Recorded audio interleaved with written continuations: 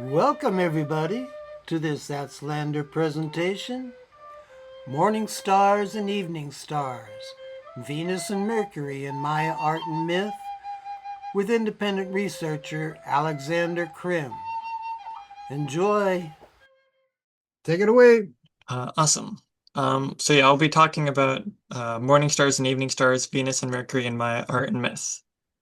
So to start out, we'll be discussing several of the deities that might represent these planets and celestial bodies. There are five main ones that have uh, these shark teeth. There are two additional ones that I'll touch on later, but they aren't as important in the myths and art, it would seem. But the five main ones are Kanicha, who's probably the best known out of the group. God one of the Palenque triad. He exists outside of Palenque, but that's just his academic nickname since that's where he was first discovered. We have the Jaguar war god, better or also known as the Jaguar god of the underworld, the patron of Pash, the bloodied mouth god, and then the two that we might touch on later are the Akab god and the Axide god. And so here uh, you can see um, one example that shows some of their teeth and a few of their traits. But starting off with this T-shaped tooth, uh, it's likely the tooth of a shark. Other people have touched on this before. And it also appears on some of the more zoomorphic deities like Chalk and Wheel. But the deities that we'll be discussing here are the only human-faced ones that have this tooth. That's why it's odd that they have this tooth. And it can also be replaced sometimes by this seed glyph. I think sometimes it's interpreted as an ahau but that's because of the day sign. But this tooth can also be complemented by a long upper lip, or substituted in a few cases, but mostly complemented, which is another shark trait. And so here we have an illustration of a shark that has the T-shaped tooth, and you can see it has the longer upper jaw as well. So first off, we have Kinichihau. Uh, he's the sun god. And so his associations are with the sun, light, and divine rulership. He appears with that T-shaped tooth. He has square pupils, the keen sun glyphs in his forehead mirror and on his god markings, which are those glyphs that kind of appear on their arms and legs and torsos, which are a sign of divinity. And he always has his tied up hair, and he can have a centipede headdress as well, which is like the upper jaw, kind of a centipede. And he also has three dots below his eyes at times. And he has various names uh, throughout the hieroglyphic corpus, but the main one, of course, is Kinichihau. But one of his fuller names is Buk Chapet Tizikin uh, Kinichihau Balan Yukdeku, which is kind of two additional names, one before and one after. The Balan Yukdeku one I think, is still not completely understood, whether it's an aspect of him or if that's a combination of him with another deity. But another interesting one is the Kinich Tajo Wayab, which is like torchy or fiery sorcerer. Two of the other deities also have Wayab names. But his head glyph, it can act, which you can see up there in the corner, it can act as the head variant of the number four, or for the month of Yashkin. But his main mythological roles that we'll be discussing here, he's present for the Four Howie Kumku creation event, but he's also present at the accession of G1 to the throne of Wak Chan, which we'll take a look at later as well. Um, and these are some of his depictions. Most of these are from the classic period, except for the Codex one, which is from the post-classic. But you can see his traits are fairly standard throughout. Um, the four in the middle here are all from painted vases. But then on the left, we have a center stand from Palenque. And the center stands are nice because we have examples of each of these deities that we'll be discussing from Palenque. So it's a whole nother medium where we can see the differences between these deities. But you can see, I don't know if my mouse is visible or not. Is it, Jim?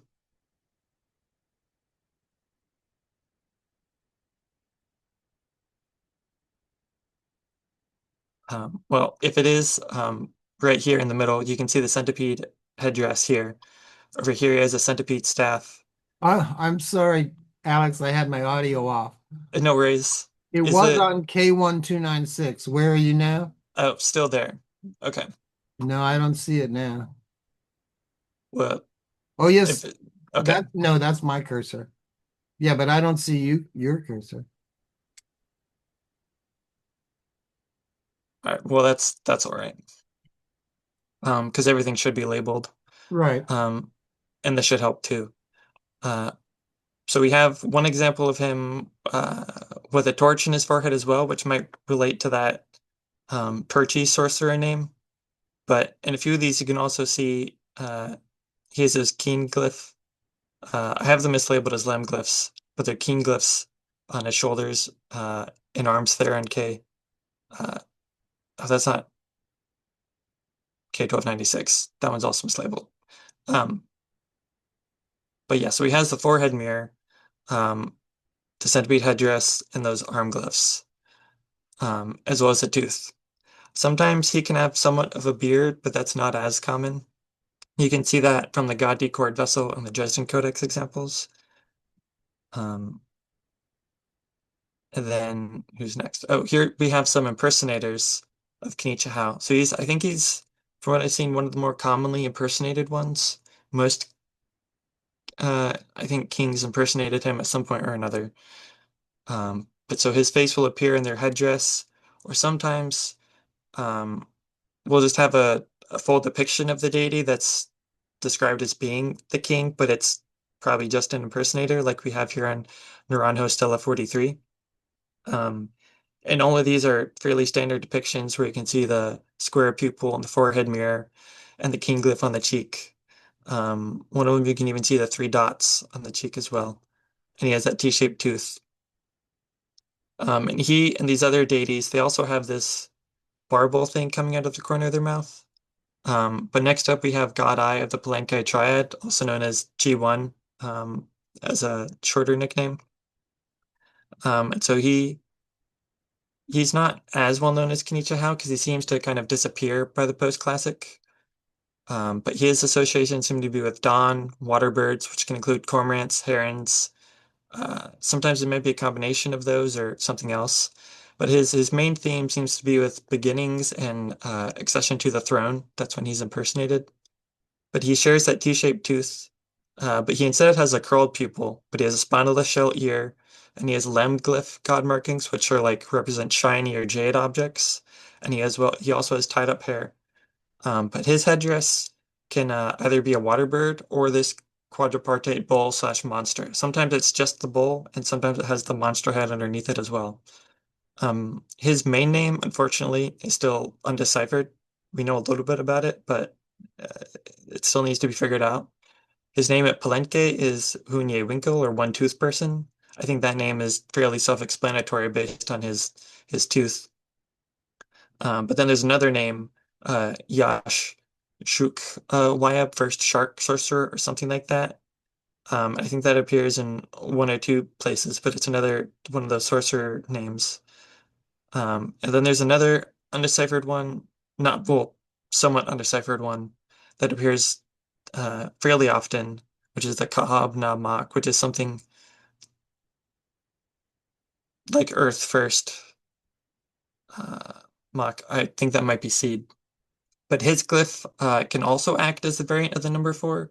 So it's interesting that he shares that with Kenichi Hao. Normally these head variants, there's only one head variant for a lot of them. Um, so it is interesting that they share it. It kind of shows that there is a relationship between the two. But his head glyph can also represent uh, the first glyph in the primary standard sequence that you can see around the rims in a lot of the painted vessels, which is the Alay glyph, or here it is. So his head glyph kind of begins the text in a few cases. But his main mythological roles, um, of which there are, I'd say probably three, are his ascension to the throne of Sixth Sky under uh, Izamna, and then he's also present on that 4 How 8 Kumku creation date. And then he's also there hunting a shark monster to free the maize god.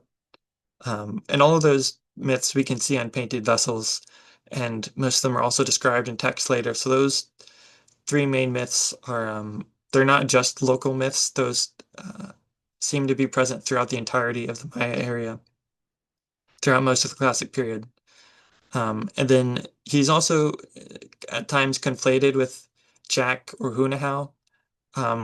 There's definitely some relationship between him and Chalk because they share that spinal shell ear. And I think there's a few theories out there that Chalk might even be part of the name of G1 due to the fact that he has that spinal shell ear. But a lot of that's still not completely understood. And here we have some depictions. In the bottom, you can see another example from a sensor stand. I'll have a side view of it later on, but in this one, he actually has the beak of a water bird. And this is the only case I'm aware of where he has that beak. But in these other depictions, you can see the T-shaped tooth pretty clearly, the curled pupil, the spinal shell ear. And then in that top middle example, you can also see he has like that extended upper lip as well, because it's more prominent on that one than it is on some others. And then here are the labels for some of that. Oh, and the bottom right one from K1296, that's a good example of that quadripartite headdress, because this one actually has the monster.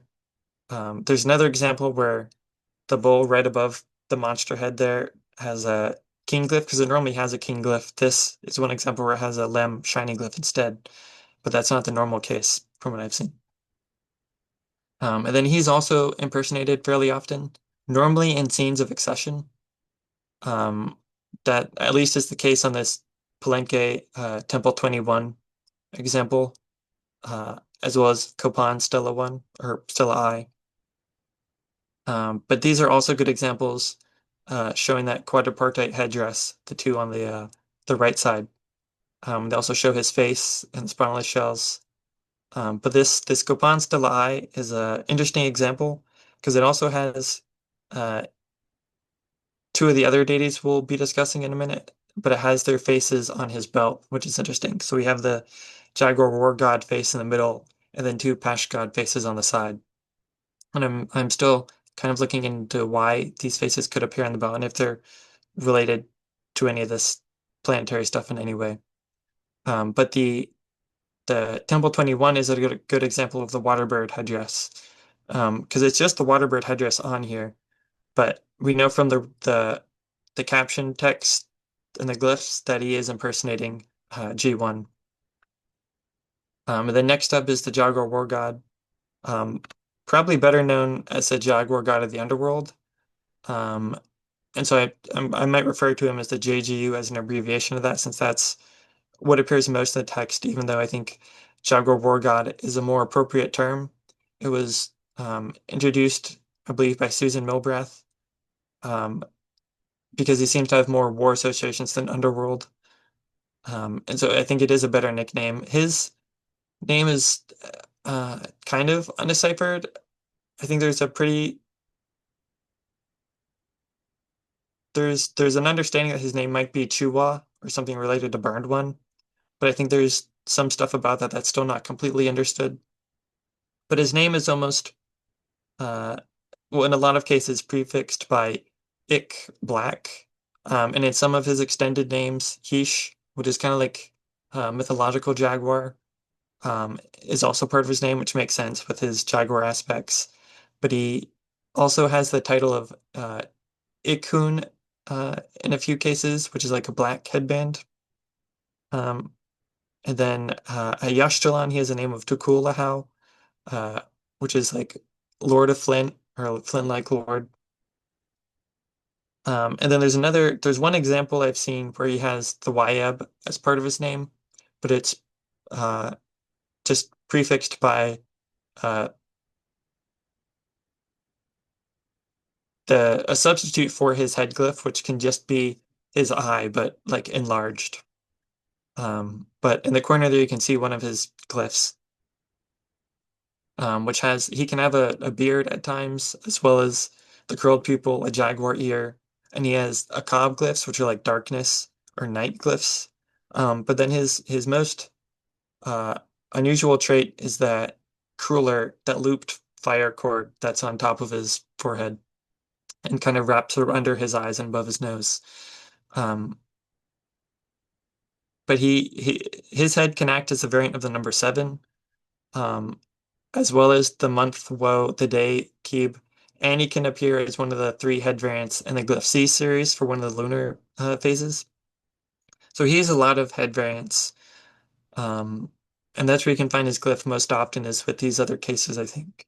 But his mythological roles are definitely related to G1's because he can appear in some of the same scenes, especially the four How Eight Kumku creation scenes, and the shark hunting scenes. And he also seems to be somewhat of a sacrificial victim in a few depictions where he's either being burned or stoned to death, or captives can be depicted as him when they're about to be sacrificed. Um, in Legacy 1, he's also conflated with a few other deities at times, including God El, Itzamot, or the Jaguar Paddler. And we have scenes where these deities appear alongside the Jaguar War God. So you can see examples later on of the differences between them. But here's some fairly standard depictions of the Jaguar War God. We have another Palenque center stand, as well as a full figure glyph from Quirigua. Uh, the only post-classic example I'm aware of the Jaguar War God from the Dresden Codex, um, and then two from painted vases.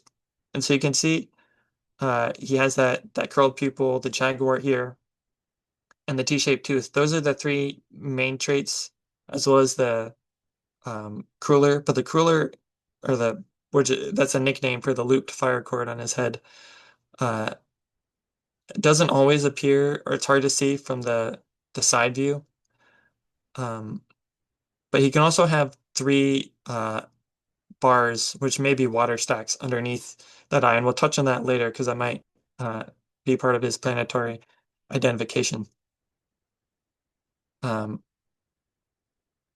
and he also, when he's in the court of God El, he can have that Sakun headdress. It might be an Ikun headdress since that's the name he appears with. I'm not entirely sure about that. But he can also be impersonated, often in more warlike scenes, or by captives. They can be shown as him. But his face also often appears on shields, furthering that war aspect. Um, and you can see some of the impersonators here. They have that shield as well as that uh, shell material kind of beard, um, as well as the cruller and the jaguar ear. So those are his standard traits. And there are a few depictions where he has jaguar paws as well. Although that's I'd say more a trait of the Pash god normally, but given his jaguar aspects, it's not uncommon to see that. And next we have the Pash god. Uh, so he's main associations are with trees and messengers. His head glyph can be read as Te, which is the word for tree. He also acts as the head variant for the month of Pash. So he's uh, in the academic literature, he's most often referred to as like the patron of Pash or the Pash god. But he shares this T-shaped tooth and the curled pupil. When he's in that, he can appear either as a tree or as in the more human anthropomorphic form. So when he's in the anthropomorphic form, he normally has a curled pupil, and then when he's just as the head glyph or as a tree, he can have that square pupil. Um, but it can vary. And his probably most important trait is that missing lower jaw. So he's missing the lower jaw, and you can see that Tay glyph kind of emerging from his upper jaw, um, as if it's like leaking out of him. But the glyph on there is a lem glyph, uh, and he also has a lem glyph forehead mirror. But for his ear, he has a jaguar paw, which is interesting. Um, and so this jaguar paw is an important iconographic trait of his because he can, when he doesn't have the jaguar paw ear, he can have jaguar paw hands instead. And another thing to look out for is he can have a sea beak or ink glyph, like right in front of his nose in some depictions. Um, and so that's where the interpretation of his name, I think it was by Mark Zender, Sibikte comes from, which is like ink or soot tree. Um, and oddly enough, I have not seen any extended names of the Pash god in the glyphs, which is somewhat odd because almost every other deity that you come across will have an extended name here or there. So it's interesting that Sibikte doesn't. Um, but yeah, his only glyph uses are as a head variant for the month of Pash or as the glyph Te. But his mythological roles are similar to the others in that he's present on that 4 Howit Kumku creation date. Um, uh, he can also have his face at the bottom of trees in a lot of scenes. So it's hard to tell if like he's actually at the scene or if it's just showing that the tree is a tree. But he's also, in one case, he's mentioned as an E-beat messenger, which we'll touch on later. But one of the, uh, I'd say, easy ways to identify him is that when he's in his more human form, he's almost always next to the Jaguar War God. So they seem to be companions. They're almost always next to each other. It's rare to see the Pash God in a human form without the Jaguar God um, somewhere nearby. And so here we have a few depictions. We have another censer stand from Palenque, as well as some painted examples. Two of them are trees, and you can see his face on there. Luckily, one of them is a frontal view and one is a side view, which is nice. So in the side view, in the top right from K 555, you can see the jaguar paw ear, the curled pupil. So this is an example of a tree with the curled pupil. And then below you can see an example with the square pupil. But he has that stuff emerging from his upper jaw as well as that tooth. Uh, and then on the bottom left corner, you can see an example where he lacks the jaguar paw ear, but he has a jaguar paw hand instead. And he still has that forehead mirror. And then also have a full figure glyph where he's acting as the month of Pash. And you can see a Sibik glyph on top of his face there as well. And that's one example where he has a cob glyph, god markings on his arms instead of the lem shiny ones. So these glyph markings can vary. Normally they're lem glyphs, but as you can see on the lower left example there, but they can vary over time. And his headdress, he doesn't seem to have a headdress in the same way that the others do. He has some kind of headdress on K1296, but I don't know if we fully understand what that one is. There's some kind of monster face with stuff above it, and then a jaguar pelt cone type thing. But and then last we have the bloody mouthed god. This one is definitely the least understood out of the group. I think the bloody mouth god name was coined by Barbara McLeod.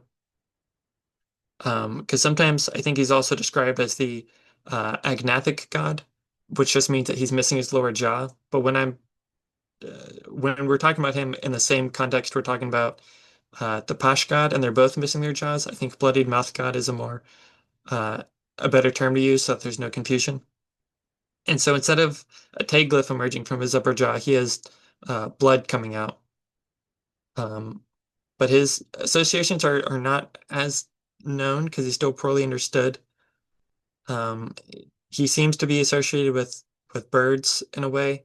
I think he might be associated with communication.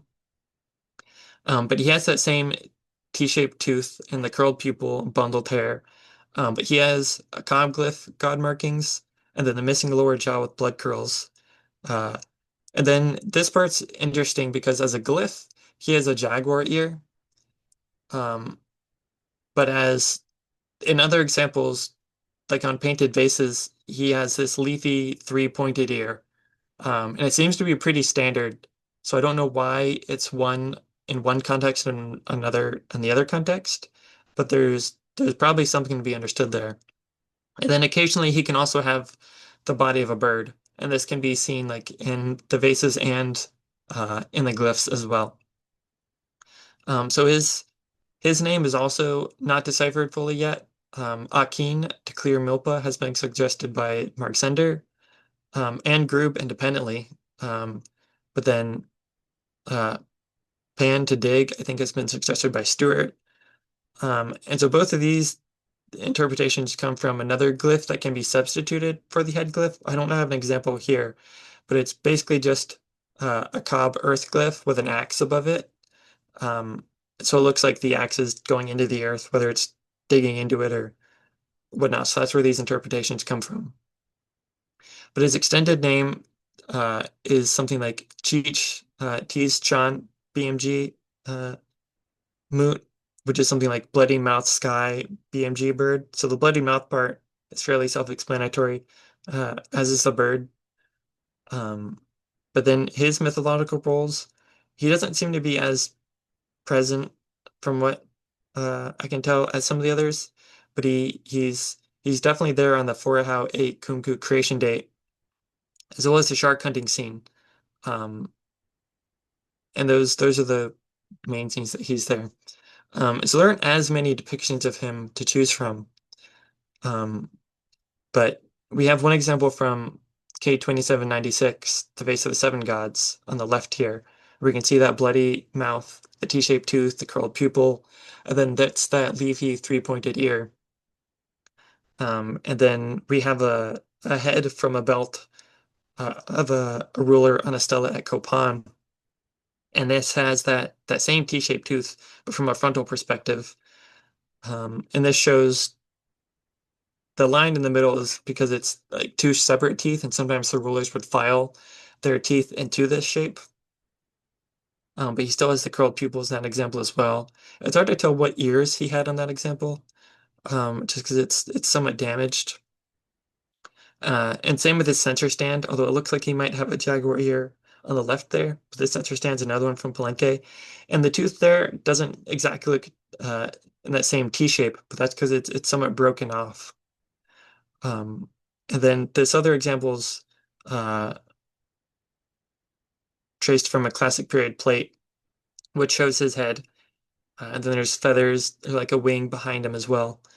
Um, and it looks like he has a lem glyph on this one. So again, those glyphs that appear on their bodies can vary. Um, but it's normally lem or cob glyphs for most of these guys. And here we have some glyphs. Each of these rows is from a certain object.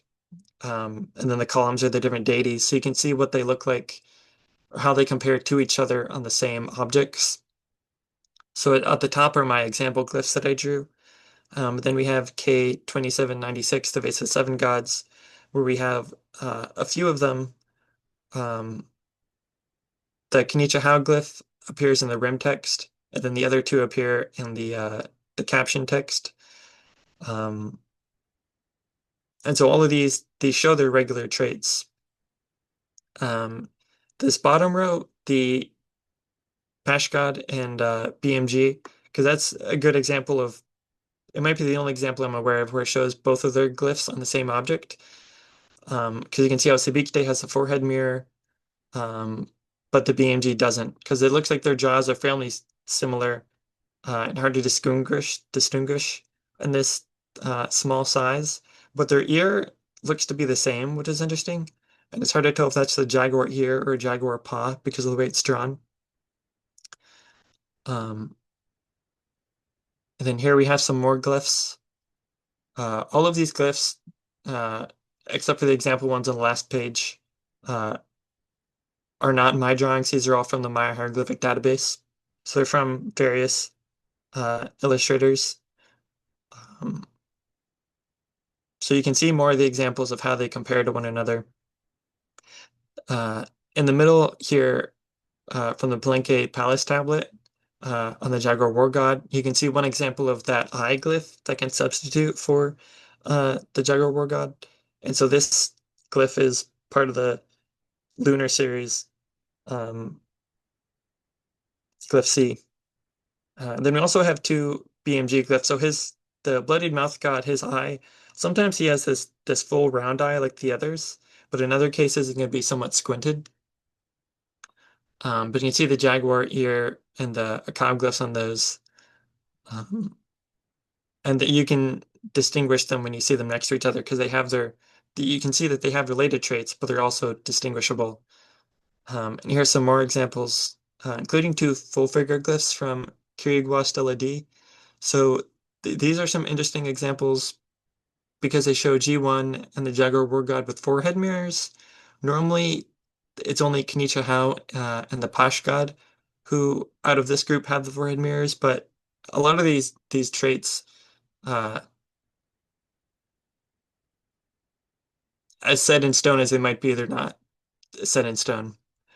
Um, and then from Tikal Stela 31, that's another interesting example because the first glyph there appears to be a combination of the Jaguar War God and Kenichi Hao. Because it has the crueler and jaguar ear of the jaguar war god, but the square pupil and the Ki'in glyph of Kenichi Hao. And then we have a few other glyphs on here as well. There's another example of the on the bottom here on Yash Chalan Lintel 48 for the Posh god. You can see another example where he has a Sibik glyph uh, in front of his face. As well as like a paw for the jaguar paw. And then these are some examples from the painted vases. So we have K2796, which is the vase of the seven gods, K7750, which is the vase of the 11 gods, and then we have another vase of the 11 gods, which came up or was discovered more recently. This one's somewhat damaged, but you can still see uh, some of their traits, mostly for G1 and Kenichi Hao on that one. And so these top three objects, they all depict the same scene. And so you can see that these depictions are going to be the most similar. Um, and then K595, that's another example where you have a few of these guys. That one's also somewhat damaged. A lot of these are unfortunately damaged. And even some of the ones that don't appear damaged are sometimes ruined by repainting or restoration, unfortunately, because they start out in the black market and then make their way to museums. And then on the bottom, we have the Star Wars vase, K6340. And so this is one of the few vases that has all four of them together. So it's an interesting example of, and we'll look at all of these vases later in full. But this one has the bloody mouth god with the body of a bird, and this is an interesting example because it shows the blood not drawn on there, but as like a red paint overlay on top instead. And as far as their planetary identifications go, Kenichi Hao is clearly the sun, and that's, I think, just about universally agreed upon. Uh, G1 is Venus at dawn. I think that's mostly been strengthened by David Stewart and some others. So that one's fairly agreed upon. The two that I'm proposing are the Mercury identifications for the Bloody Mouth God and the Pash God, and we'll dive into that a little bit more. And then the Jaguar War God has been suggested to have a Venus association before, but I think he's specifically associated with Venus at dusk. He has other celestial associations as well, but I think there's a strong case for him being specifically Venus at dusk.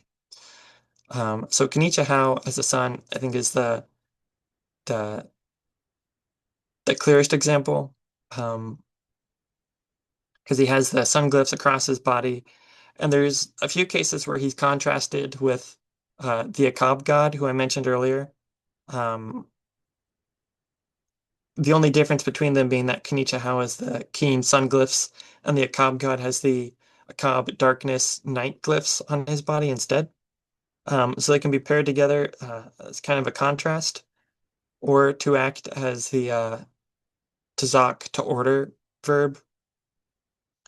And then there's the other way he can appear in the glyphs that kind of strengthens this association is for the glyph for east, he can appear kind of coming out of like some kind of mythical monster's mouth. And we can see a painted example of this on K114. But there are glyph examples of that as well. So he's not just the personification of sun, but his day as well. And then as far as Venus and Mercury go, we need to cover some basic information about those planets first before we dive into them.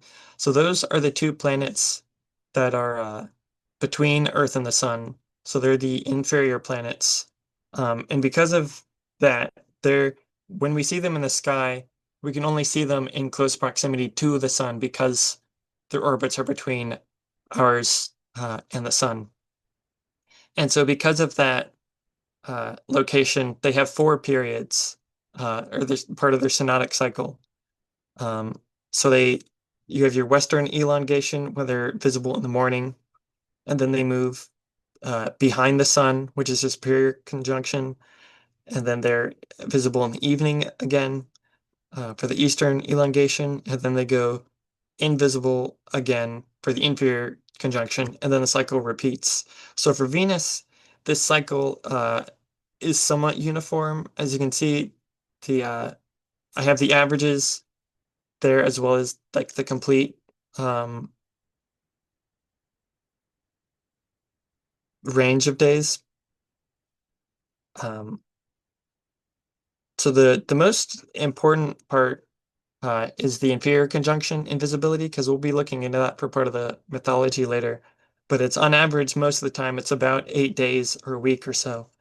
Mercury, on the other case, is not as uniform. It's a lot more chaotic. And it can appear somewhat random, but that's because its orbit is closer to the sun, so it appears over the horizon less, and it's always closer to the sun, so it's harder to see, and it appears less often. Um, and so it's also harder to track. The Maya were fully aware of both of these cycles, though, and we're charting both of them. So we know that they're fully aware, but these are charts that might illustrate those periods better. We have the Earth on the bottom and the sun in the middle. And so the shaded portion is when it would be invisible. So the lower shaded portion would be the period of invisibility when they're the inferior conjunction. So you can see how that's going to be a shorter span of time uh, than the other period of invisibility. And it's always the evening visibility that appears before the shorter invisible time, which is something we'll look into as well. But these periods also very nicely fit into each other, and so the Maya use this for their calendars. And so almost exactly 8 of our Earth years equal 5 of these Venus synodic periods. So there's only a difference of like 2.4 days. And so like you don't need to add a leap period very often at all. Like once every 1250 years, you can add one. But then Mercury also fits into this nicely, not as nicely, but still better on a shorter term. But you can put about 5 Mercury synodic periods and 1 Venus synodic period. And so all of these cycles, they nicely fit together. And these are some of the cycles charted out. So these dots are the positions of where Venus was in the sky. So you can see a line that cuts through most of these. That's going to be the horizon. And so these are all taken using a program called Stellarium, which allows you to kind of go back in time and see what the sky looked like at exact times. And so each of these dots is like a few days apart, but they're all standard. And so you can see how the path changes over time. So above the line that I have in the middle is the evening visibility. And then below the line is the morning visibility. And where there's an X on the dots, that's when it was invisible. You can kind of see it makes that looping shape. And so all five of these paths are from 475 to 483 CE at Tikal. So your location can kind of matter. It's going to be fairly standard throughout the whole Maya area, but the shape of this can somewhat change depending on where you are uh, on the planet. But so there are five cycles because there's five, and over the span of 8 years, you're going to have five cycles. So these shapes are going to kind of repeat. They're slowly going to change over time because, as we saw, you can kind of add that leap year. There's that 3-day difference on average uh, between the cycles, so that the shapes are going to slowly change over time. But you'll see a repetition of these patterns if you look uh, through it all, and it's always this looping pattern. Um, and G1 for Venus at dawn, the associations are fairly strong because it's associated with water birds, because the Maya associated dawn with the east, because that's where the sun rises. They associate the east with the sea, so you have a lot of aquatic attributes like the spondylus shell ear and the water birds uh, and other aquatic characteristics. But he also has this quadripartite monster slash badge that he often wears. It's also related to this because that monster, it's appears on the back end of the uh, celestial crocodile, cosmic monster. It has a few different nicknames in academia. And so that monster represents the night sky. And so the back end of it is going to be dawn. And so that's this offering bowl um, is associated with dawn, it's associated with renewal, and so on. But he also shares a birthday of Balun Ik with Quetzalcoatl. Now, this birthday is only mentioned at Palenque, but we don't have any other birthdays, so to speak, mentioned in other places. But Quetzalcoatl is another deity with Dawn and Venus associations. So there are some interesting parallels between both of them.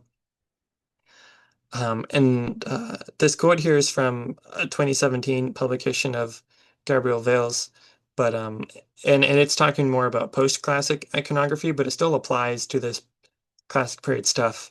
But she points out how you have the association with the sea, but also uh, this appearance of certain weapons like atlatl and darts. And we can see a depiction of G1 here with an atlatl. Because he might be using that to hunt. Well, in this case, he is using that to hunt a shark. Um, and then we have a shell example where a carved shell example. So it's nice that the medium itself is also has this aquatic attribute, but it's showing his head in the middle of a water bird. And it might be a cormorant, the way it has its wings spread out. And then here's a side view of that mask or sensor stand head I mentioned earlier. So you can see how long that beak is and how it has that curved tip. But despite that beak, he still has that T-shaped tooth. Um, it's interesting though that he doesn't have the lower beak. He just has that upper one. And then he has those smaller spondylus shells above his ears. And then you also have a depiction of Quetzalcoatl here from the Borgia Codex. And so Quetzalcoatl also has that beak-like face. And whether or not that's on purpose, as in like it's not just a coincidence, they share this similar understanding of iconography. But then he also has this you can see he has a necklace there of like a sliced through conch shell. So he's also searched with shells as well. Um, then here are some other examples where he has that quadripartite headdress. And in the headdress, you have a spineless shell ear. And then in the middle, that tall thing is normally a stingray spine. And then you have like a piece of cloth or paper. And these are all part of their bloodletting rituals. You pierce whatever it is you're piercing with the stingray spine. You collect the blood in the shell, and then burn some of the blood on the paper. And then on the other side here, we have some of these quadripartite monsters. So on the top here, we can see where the head is on the back end of this cosmic monster, sometimes known as a starry deer crocodile. It has a few different nicknames. But in between the two heads or sides up there, you can see what's called a sky band. Um, and so those sky bands are often filled with different sky-related glyphs like night or sun, um, or sky. And so it's clear that it's representing the sky, and so that this quadripartite badge, this monster represents the uh, that kind of end of the sky that you see disappearing at dawn. And we have another example of like a jade ear flare where that monster has the quadripartite badge on the back end. This time there's no head on the back end, it's just the badge. And then we have a great example of the quadripartite monster and bull from the Temple of the Cross at Palenque, which is dedicated to G1. And so that's probably there to act as, complementary to G1. And then the case for the Jaguar war god as Venus at dusk um, is not as strong or obvious at first, but I think there's definitely something there. So he has obviously a nighttime association, with jaguars and these darkness glyphs. But he can also appear with Ek star glyphs. And so sometimes these Ek star glyphs can represent Venus. Sometimes they just represent stars. I think there's some debate about this still in the literature. But in the cases we'll look at here, I think they are representing Venus. And we'll look at the crueler kind of that goes underneath his eyes and above his nose, because I think that might also be an Eclipse depiction as well. But another part of that veil quote that I looked at for our G1 also applies to the evening star iconography. And so it's talking about captives, shields, both of which are associated with the Jaguar war god as well, because his face often appears on shields, created in his likeness. And there's also an interesting relationship.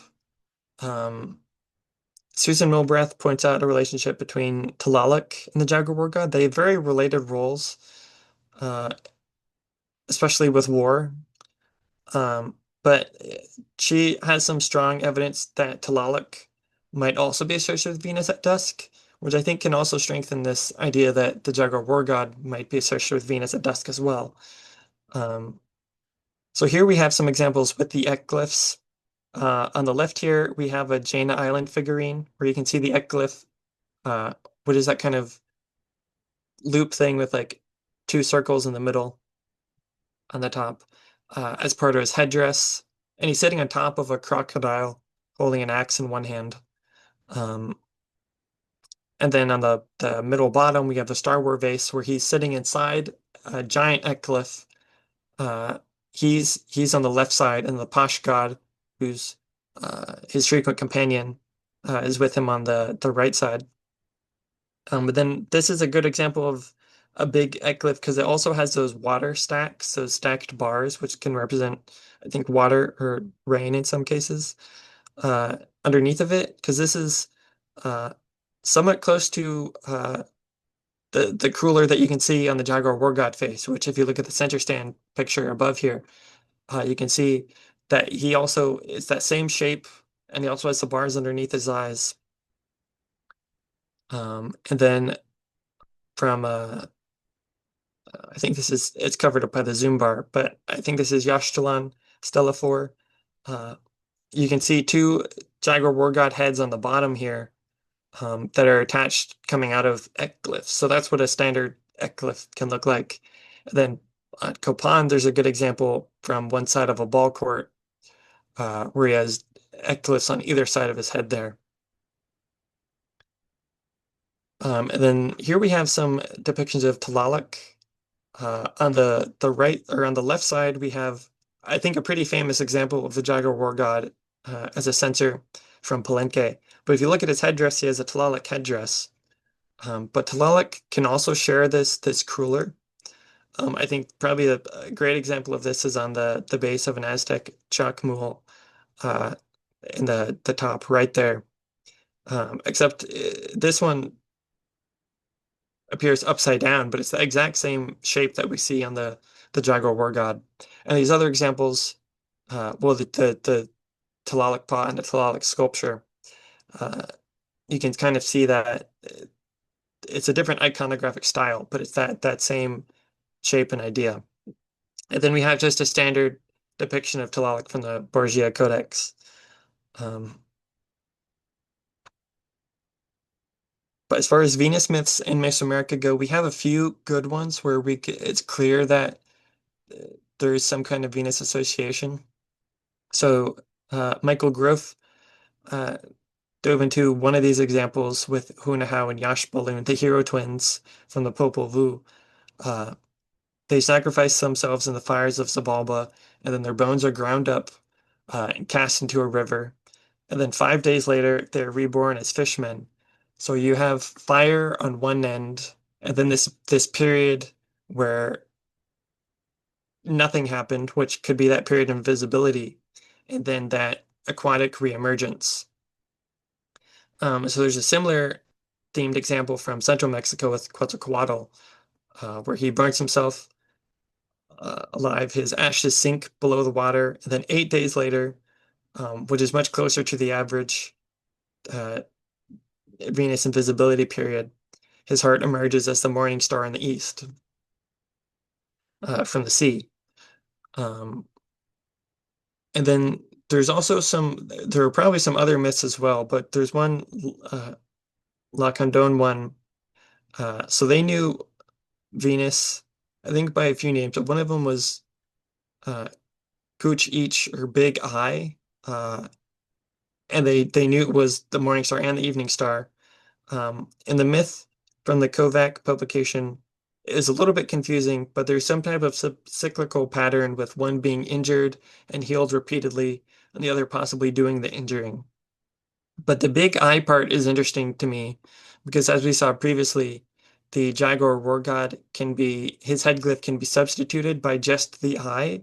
So I'm curious if that's just a coincidence or if that's somehow related. But my proposed myth is that the Jaguar war god as the evening star is sacrificed and then reborn as G1, the morning star. Because we have quite a few depictions of the Jaguar war god in these scenes, whether it's impersonators or actually him being sacrificed or killed or defeated. Uh, and then on the contrary, we have a lot of scenes where G1 is associated with beginnings. And here are two of those examples. We previously looked at this Palenque example from Temple 19, where we have a ruler in the guise of G1 uh, he's becoming a ruler under Itzamna. So Itzamna is supervising the event. And so the person on the left there is impersonating Itzamna. And so in this Itzamna court vase scene in the bottom right, we can see that same scene, but with the actual figures. So we have G1 on the left, um, and then we have Itzamna on the right, and it's that same scene happening. But these are some examples of the G1 head glyph where it can substitute in the LA glyph in the primary standard sequence. And so maybe this is related, maybe it isn't, but his head glyph can begin these texts. So I don't know if that's because of this association with Venus or if it's just because of this association with bright objects, because he's replacing that Lem shiny jade glyph. But in a similar fashion, um, the Jaguar War God can be associated with endings. So we have these two middle stone sculptures are captives that are dressed in the guise of the Jaguar War God, and they're bound and going to be sacrificed. So it's continuing that idea. And then in the bottom left, we have a vase scene where we see a figure, and this is just part of the vase. I couldn't fit the whole thing here. But he's burning the Jaguar war god alive with a torch. So he's meaning that fiery demise that's mentioned in some of those other Venus myths. And so this same myth, because this vase is from the Naranjo area, Naranjo Stella 35 mentions this same myth, where the JGU, which is probably that smaller figure that someone damaged, like towards the bottom, and then the ruler who's impersonating uh, that figure who's burning the JGU on the other vase. He's impersonating that deity or figure in his act of burning the JGU. And then moving on to Mercury.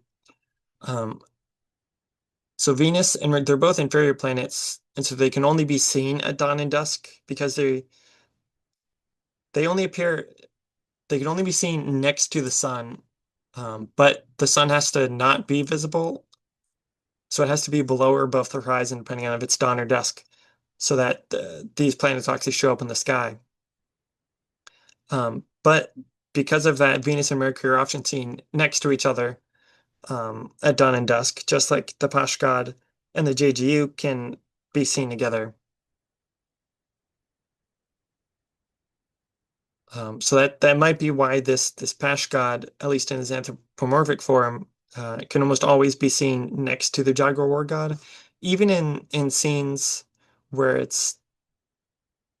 they're not like in a scene together where they can be depicted in stela next to each other or on a vase. Their faces are next to each other, but it's like different portraits.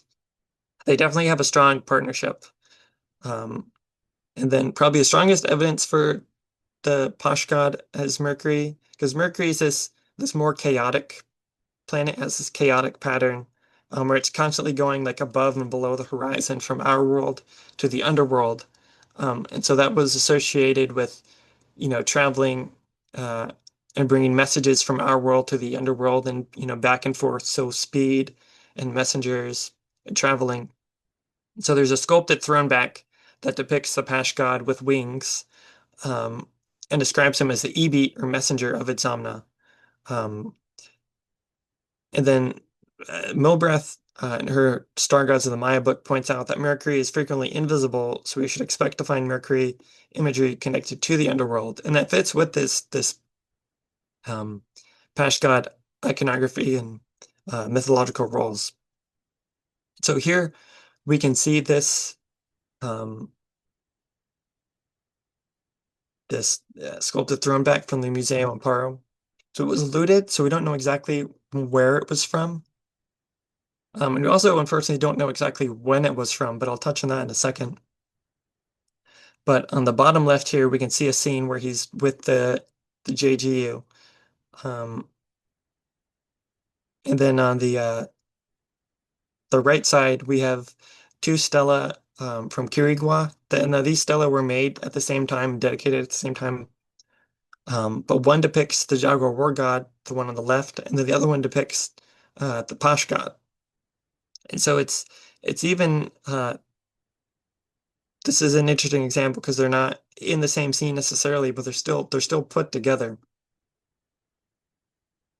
Um, and then there's some similar evidence for the Bloody Mouth god being Mercury at dawn because he has this uh, bird-like body at times, and so that can be associated with traveling and messages. But he also part of his name that often comes after his head glyph is the word moot, which can mean just, I think, generic bird, but it can also mean omens. So he's associated with this omens as well, which uh, works with that idea. But he also has that association with these other Mercury and Venus figures, and he has that same T-shaped tooth and the other iconography.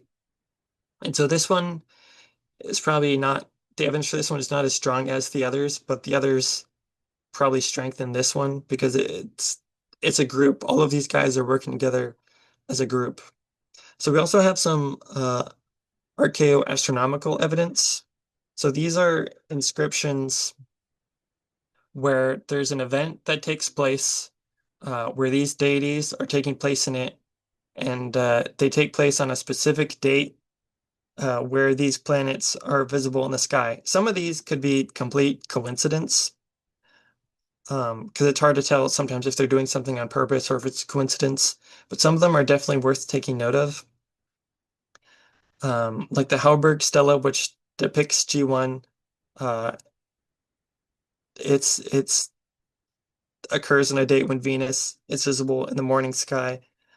So all of these dates, I'm using the Julian calendar, but for the Maya dates, I'm using the Martin Skidmore correlation. So another good example is from Copan Stella I, because that one is an event where there's the stela itself is a depiction of G1, or it's a depiction of a lord uh, impersonating G1, and he's, I think, uh, it's another scene of accession.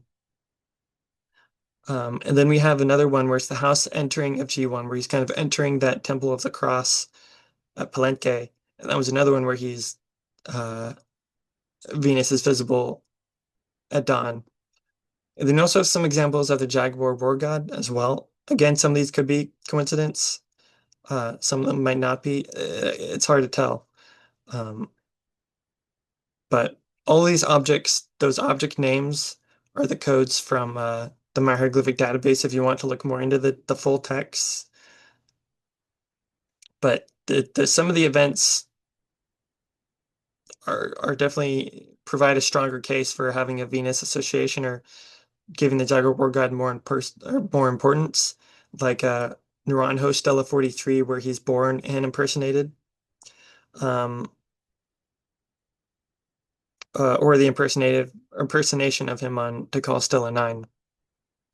And so we have some similar evidence for the Bloody Mouth God and the Posh God. The Bloody Mouth God had more examples than I was expecting to find, and almost all of them had this Mercury at dawn association. And it should be noted that there are also events where these deities take place and that don't line up with this theory.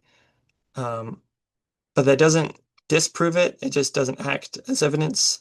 Because again, some of these could be coincidence, but the amount of them that do line up would suggest some type of correlation. Interestingly, the Pash God, I could only find one example where he takes place in some kind of event, and unfortunately, we don't have the exact date. Um, so this takes place on 9 Eb 0 Sots, and the text describes him as a messenger of Itzamna, and he's descending from 6 sky places. So this descending part is also important because if he represents the evening star, you would see Mercury descending in the evening sky, going towards the horizon. Um, and so the long count date is absent. We only have the 9 Ab 0 Sots. But since those uh, dates only occur uh, every 50 years or so, this gives us a few estimates of when this object could have been established. We have April 15th, 700 CE, and Mercury is visible at dusk on that date. The next one, April 2nd, 752 CE, Mercury might be visible, but it would not be a very strong case. And then on March 24th, 804 CE, it's visible at dawn, which is contrary.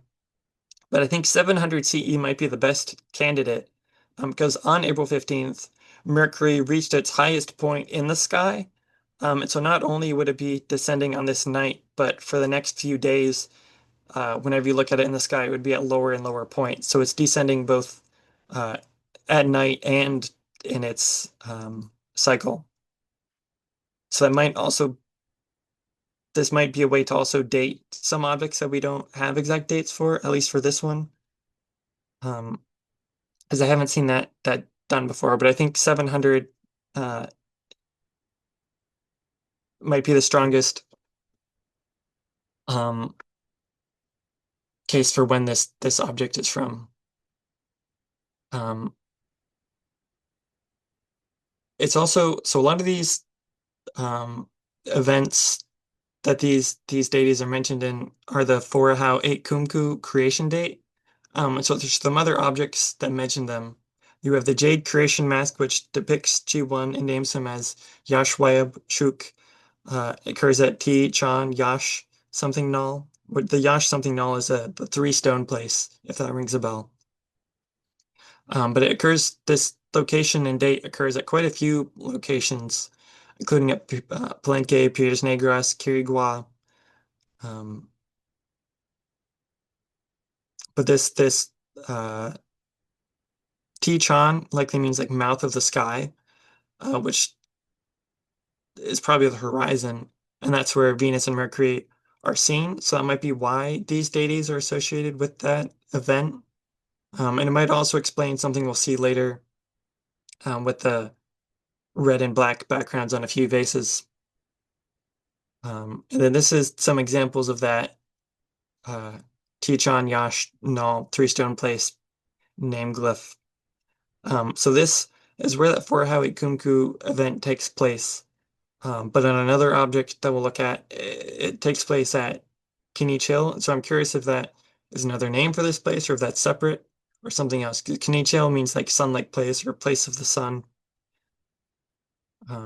But these are the other two T-shaped tooth figures. We looked into the Akkad god briefly, um, but he doesn't seem to have any mythological roles. He doesn't appear in any of the vase scenes. He just seems to appear uh,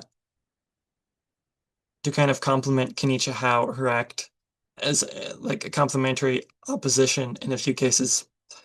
But the other one is an interesting one, the Axide god, because he acts as the head variant of the number 6, and that's it. But he's interesting because he has that axe for an eye and he still has that tooth, but I have no idea why he has an axe for an eye or why he has that tooth.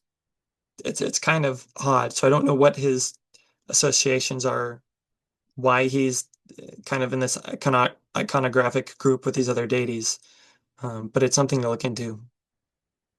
And to look at some of the different scenes, we'll start off with the vases of the 7 and 11 gods. I think these are all pretty famous and fairly well known.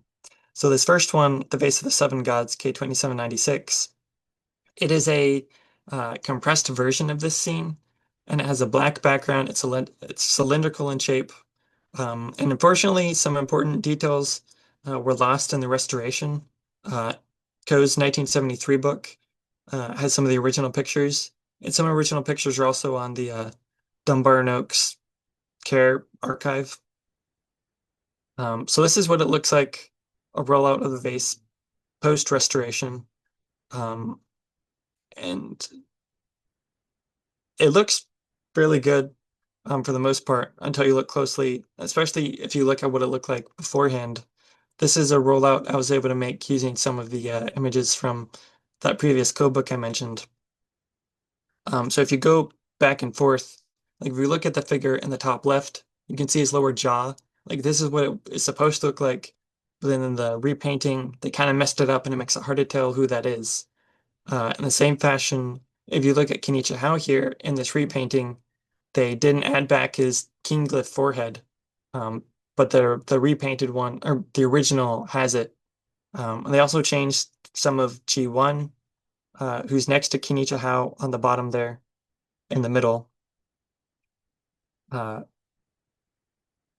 they added like a whole lobe, I don't know what to call it, under that spinal shell here. And they even removed a finger from God El, who's sitting on that jaguar throne on the right side.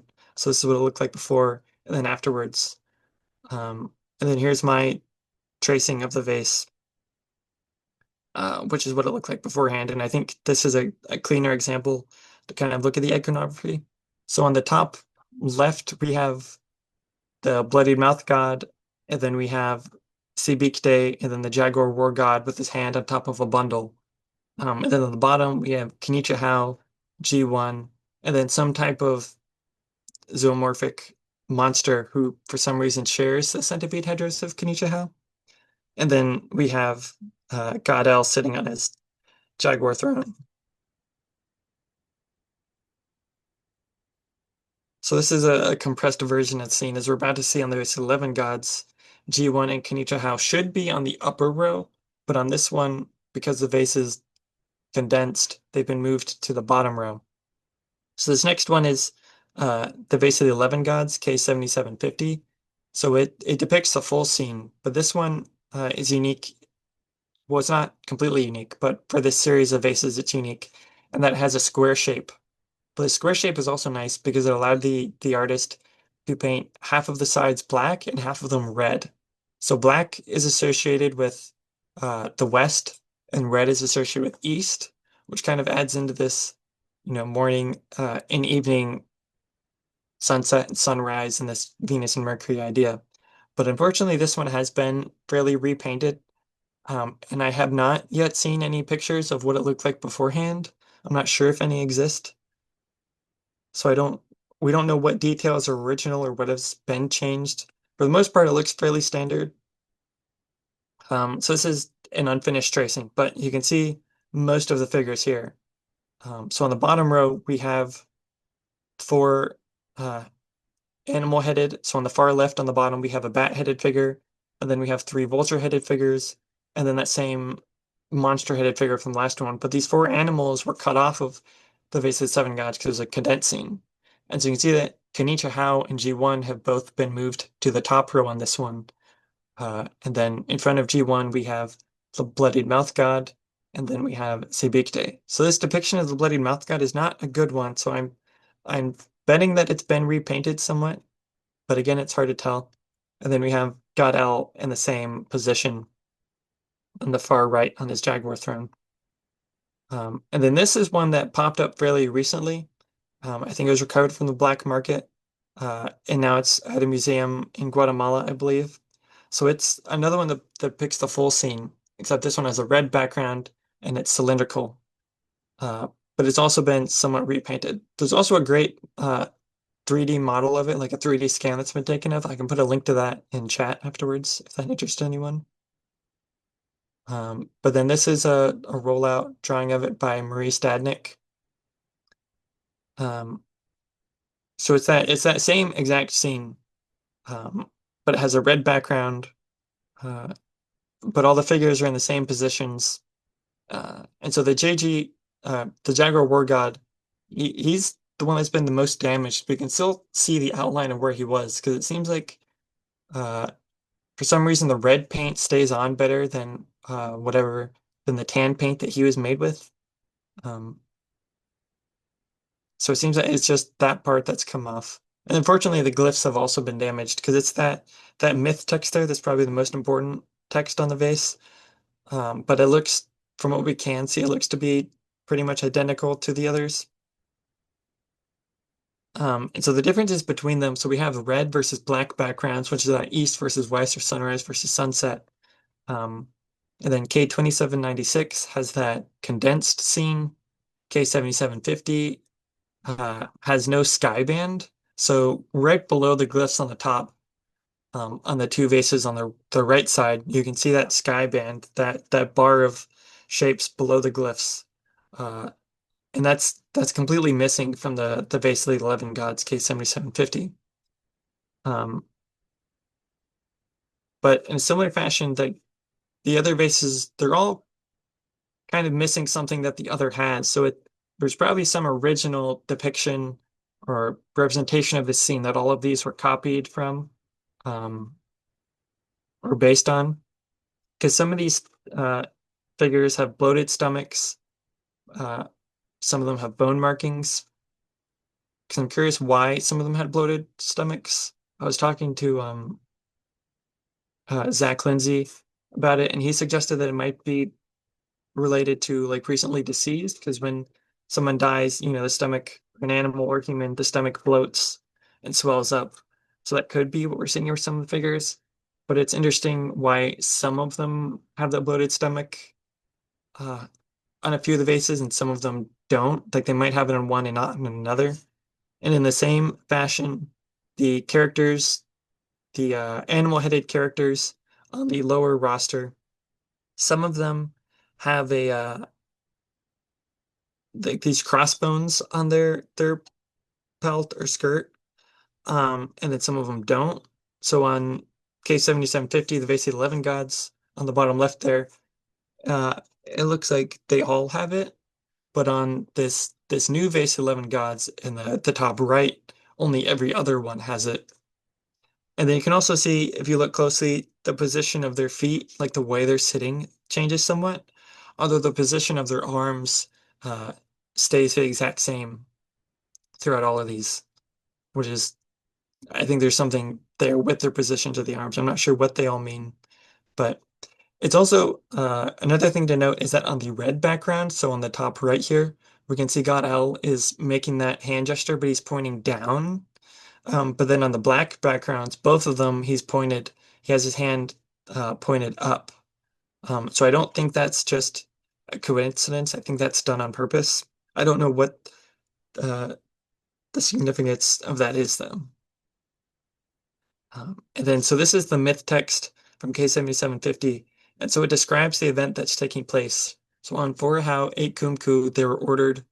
And then it's describing several groups of deities. Ku is the Maya word for god or gods.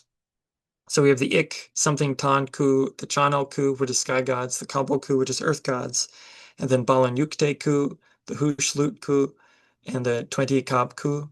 And it happened at Kinichil. Now, this Kinichil location, which means sunlight place, is only mentioned on K7750. But the other text that we see on K2796, it's also different a little bit. So this one does not have that Kinichil location. Instead, at the very end, it has the Jaguar War God head glyph and the Pash God head glyph. So I think previous studies of these faces have suggested the idea that these deity names, these group names that appear in this list apply to the deities on the vase. I don't think that's the case. I may not be the first one to suggest this, but I don't think that they are naming the deities on the vase at all. The one odd example here is the Balan Yukte Ku mentioned, because that can be part of Kanichihao's name, but that's kind of the odd one out in that case. And my reason for that theory is that on this example, we see the Jaguar War God glyph and the Pash God glyph after everything else. And those glyphs, well, it's just two glyphs. They're occurring in the same order that those deities are seated in this court scene. So if there were more room, I would almost expect to see 3 more glyphs, one for the Bloody Mouth God, and then one for G1, and one for Kanichao as well. So if we ever see a 4th vase, fingers crossed, I'd like to see if it would have these extra glyphs.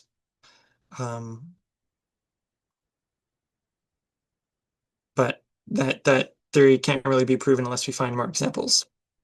And then we also have some other important court scenes where these deities appear. This is another court scene with God El. So he's seated there with that bird on his head, and he has that same kind of shawl pattern as on those other vases. But what's interesting about this vase is these two figures standing on the left side.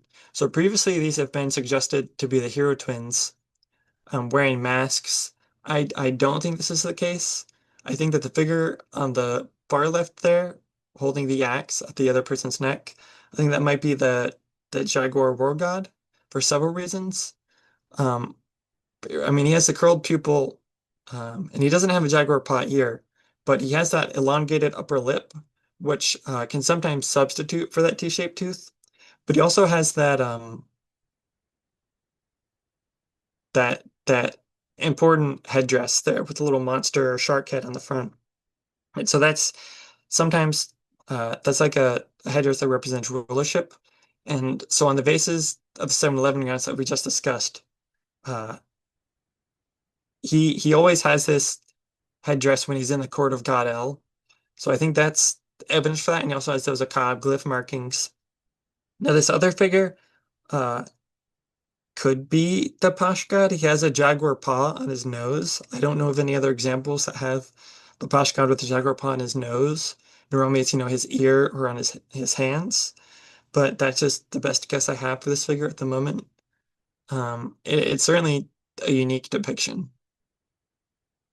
And then this is another vase scene, except this one has God El's kind of celestial good counterpart, God D, Itzamna.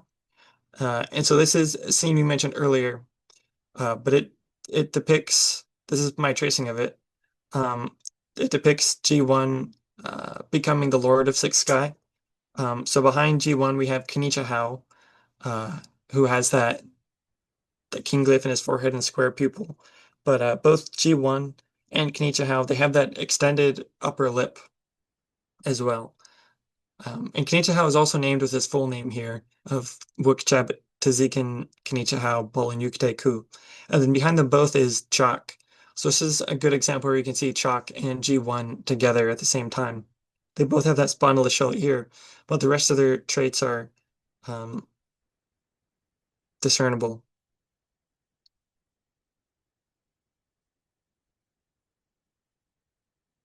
This is a good example of another example of Kenichi Hao. So previously we saw just this tracing of this Kenichi Hao figure who's sitting on the far right here on top of this jaguar pelt throne thing on top of a monster head.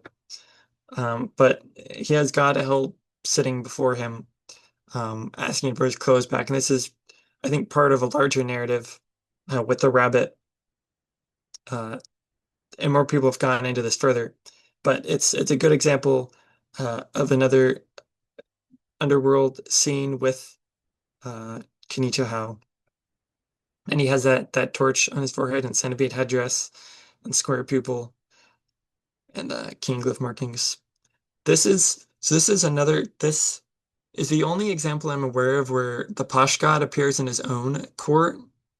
As you can see, he's seated there on the far left, and behind him, it's somewhat hard to see, but behind him, there's another might be a Pash god head. Just I'm not sure why that's there since it's somewhat damaged. But it's an interesting depiction of the Pash god because he has a king glyph in his forehead mirror instead of the normal lem shiny glyph. And the next group of scenes we're going to look at are these shark hunting scenes where Kenichi Hao is absent from these, but the other four Mercury and Venus deities, they are present. And so they're kind of rescuing the maze god from a shark. So to start out, I kind of tried to put them in chronological order. So first here we see the Jaguar War God in the middle here, and then the Pash God on the far right, and they're both hunting this shark. So this is a good depiction of this shark-like monster because it has that fish tail that you can see. Some of the others will look a lot more serpentine, and so there's some kind of mix. I mean, it's a mythical creature, so there's some kind of mix between serpent and shark. But this is that example of the Pash god with that jaguar paw as a hand instead of his ear, which is it's not as common, but it still happens a few times. This is another example. So previously, I think it's been suggested that this vase depicts two jaguar war gods and chalk in the middle. I think that instead the figure in the middle is actually an anthropomorphic shark because the head doesn't exactly look like chalk. It has that nose piercings or jewelry coming out the front, which we see on the sharks. And he's kind of bound up, so it lines up with those other the scene we just looked at and the scenes we will look at, where he's kind of been captured and defeated by these figures. So the figure on the far right, I think, is a very clear depiction of Jaguar War God. He has that tooth. He has this jaguar kind of skin or patch of hair around the jaw, which is another trait he can have, as well as a jaguar ear, as well as a curled pupil. And then the figure on the left, now this vase has been repainted, so that is something to take into account. And that might be why some of these traits might not be normal. But the figure on the left, I think, may be the Pash god because he has that forehead mirror and he has the jaguar paws, both of which are traits of the Pash god. And it would make sense for the Pash god and the jaguar war god to be appearing together in the same scene.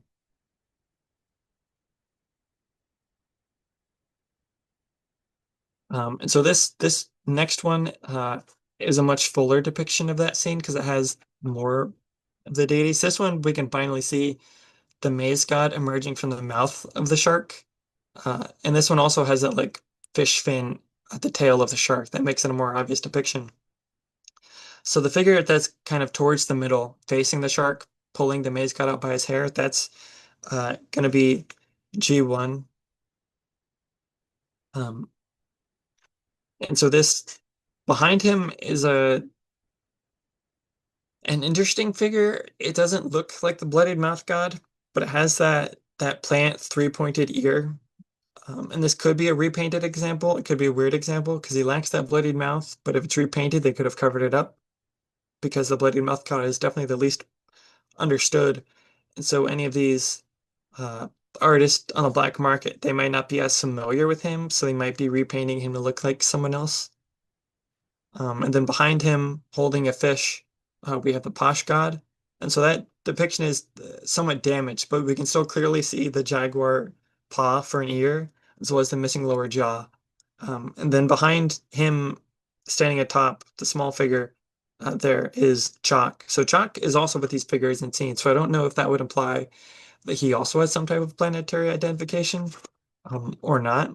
And then the far left, we have who's a figure who's probably the jaguar war god. It's also fairly eroded, but he has that tooth and he has a jaguar ear, and his presence with these other figures, uh, the jaguar war god is probably the best fit.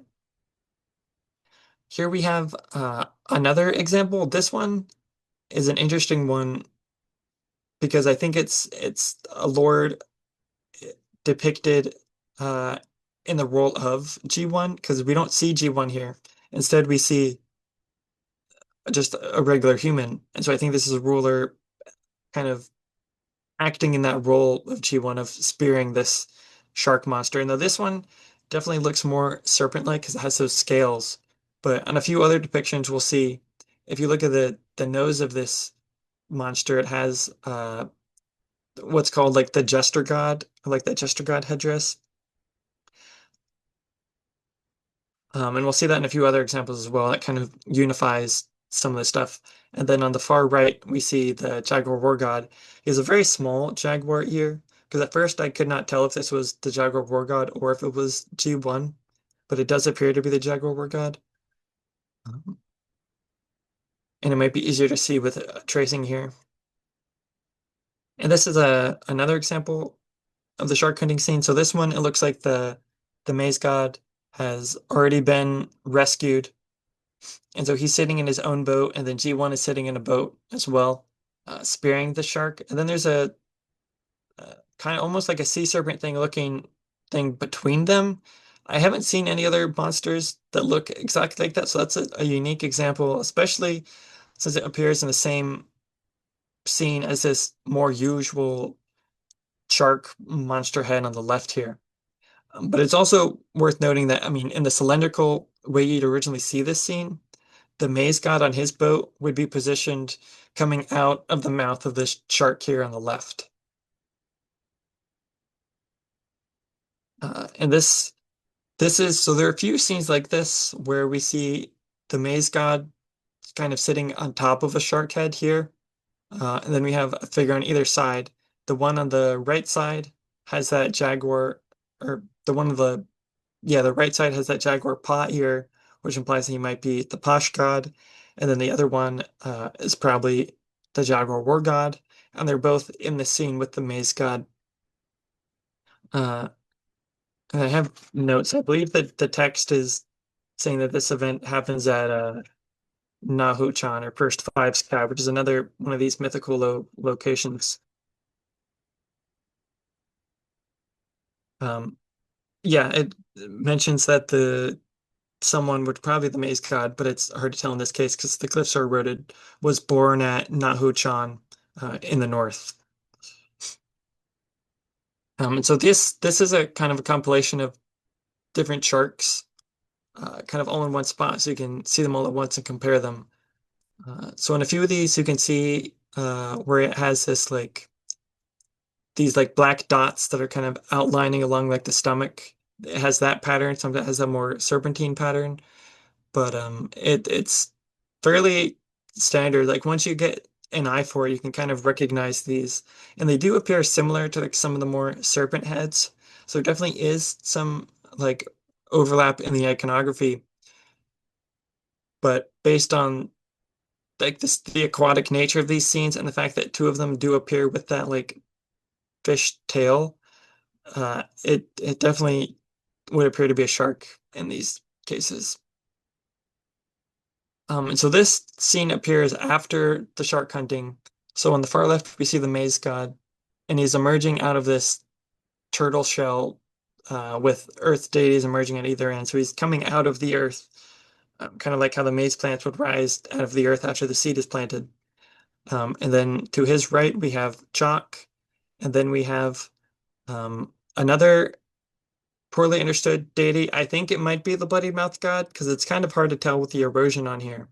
But Mark Zender has suggested that this is the same deity as one on another vase. I think the next one we'll look at. And I think that that other deity is also the Bloody Mouth God. But he's holding an antler in one hand and a drum in the other. And then behind him is the Jaguar War God, although he has a paddle. So I think some people have suggested that he may be the Jaguar paddler. That's possible, but I think based on the scene, this is the Jaguar War God. And then this is the Star War vase. So there's a lot going on here. We've talked about a few of the parts of this one before. Uh, on the far right, we have the Bloody Mouth God sitting in a tree, but he has that full bird body and he's holding that same drum and antler. In this case, it's repainted to look like it's wind or something coming out of his mouth, but it should be like an antler coming out of his hand. And you can see that there's like blood coming out of his mouth in this case, although it's not physically drawn like the Pash God's missing jaw is on this depiction. There's still that red presence there. And then we have the Ek glyph in the middle of the sky where we have the Jaguar War God on the left and the Pash God on the right. And then we have another figure on the left holding an axe about to chop that building and destroy it. Um, so he looks a lot like Chuck. Some of his features still look like G1. Like his face kind of looks like half and half G1 and Chuck. So it might be a combination of the two because they have a lot of similar traits. So it might be a way of kind of condensing a scene to put them both together because it's acting as shock and then it's this destructive, destroying a building. But at the same time, based on the presence of the other three and the fact that they're in the sky overwatching this scene, it would make sense for it to also be G1. But I think there's a stronger case for it being chalk, although it could be both. But then we also have another example of the Posh God on this face, just to the left of chalk, below him, where it's a kind of a bundled version of the Posh God, which appears on a few other vases, although all those other vases appear in a different uh, set of scenes that might take place before these, where the chalk is shown throwing like the maze god into the underworld, but there's also a skeletal figure present and some other stuff. But and then in the bottom of the scene, we see a big canoe with the paddler gods are seated at either end. So we have the jaguar paddler on the left. He is like a decapitated jaguar headdress, and then on the far right, we have he's called the stingray spine paddler because normally he has a stingray spine pierced through his nose. This is a case where he doesn't have that, but he does have his decapitated shark headdress. And then between them, we have Hunahao on the left side of that monkey there, and on the right side of the monkey there, we have Hunashim, the maze god. And so this is a great depiction of that scene because it's kind of showing several layers of this myth all at once, because it shows the figures who rescued the maze god from the sharks, and then it shows the paddlers taking him away at the same time. This one is not part of that complex of scenes necessarily, because it's kind of standalone, but it depicts another anthropomorphic shark, and we can see the maze god's head emerging out of it. But directly across from it's another shark head with Kenichi Howe's head, and this is one we looked at earlier uh, when we were looking at his association with the sun. But it's interesting that this shark head also has uh, an ekglyph kind of coming out of the top of its head in that weird headdress or headband or something, right where it's like attached to the temple facade. Uh, this is another example with the shark.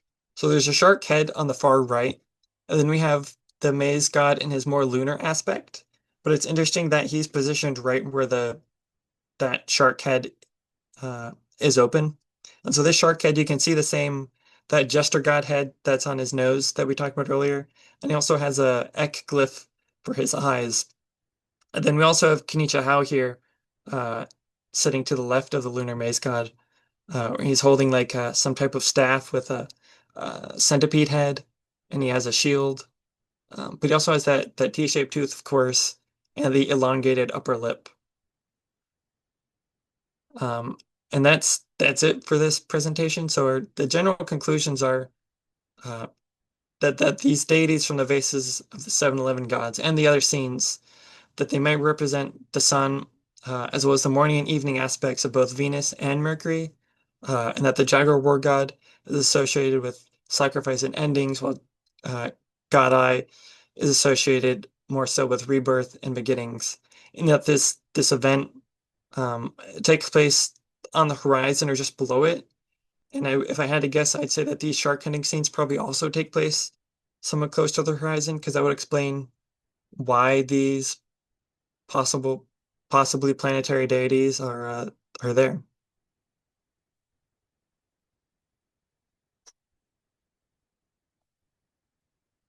So thank you. All I, right, I Alex. do want to thank two people. One for Solomon for introducing me to this group, and also I think I saw Katie was here. She's acted as kind of like a academic advisor uh, Yes. in a function. So, and Yeah, thank you everyone else for coming here. and thank you, Alex. That was really, really, really good. And there's someone in the waiting room. What, 2 hours late? That was very in depth. Your illustrate, I'm totally impressed with your tracing illustrations. But way back on one of your first slides where you were discussing Kinachahau, which by the way, my first musical group was called Kanichahau. Oh, really? And there were three of us. We played, indigenous hand drums and flute and all that.